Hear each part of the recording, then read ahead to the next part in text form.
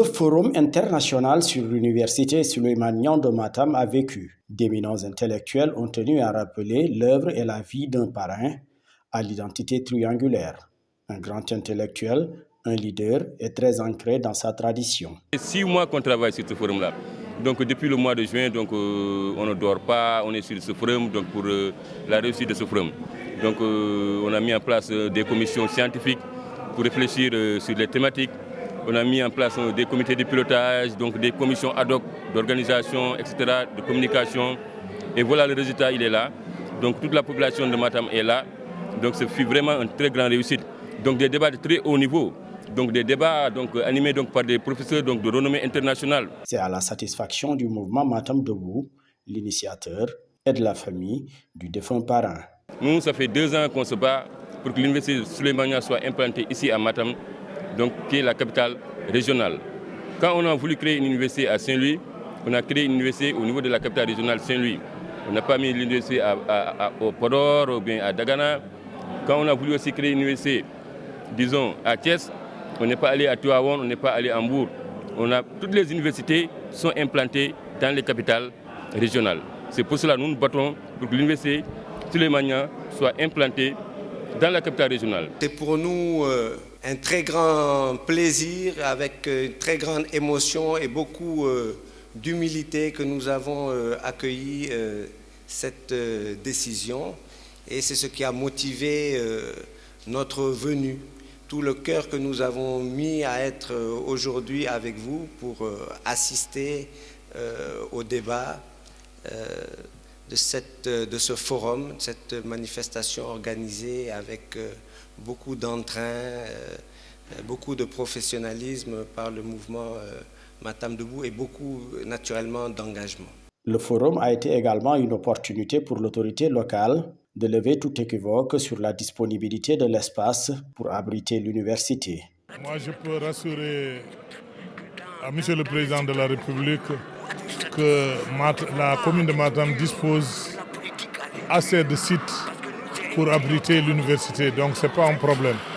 Et même si j'avais reçu une lettre avant, hier, j'ai eu un conseil pour voter le budget, j'aurais même en fin de compte faire une délibération.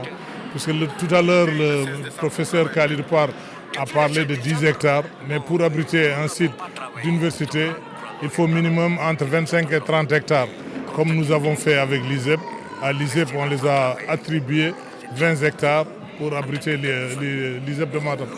Donc pour l'université, il n'y aura pas de problème pour abriter ça dans la commune. Et c'est le souhait de tout le monde.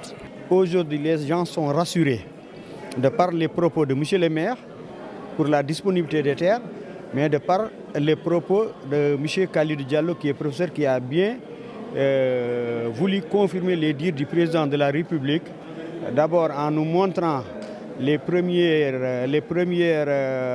expériences pour la mise en place de l'université, mais en nous précisant aussi que le président a bien voulu faire en sorte que l'université soit sur un seul site et que ce site ce sera à Matam.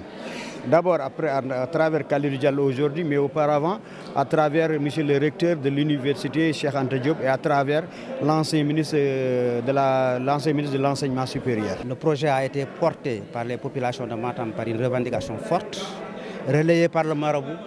Aujourd'hui, le maire nous a rassuré que la terre pour abriter ce site est disponible, suffisamment disponible. Il n'attend qu'une décision venant du président pour rendre exécutoire le délibéré.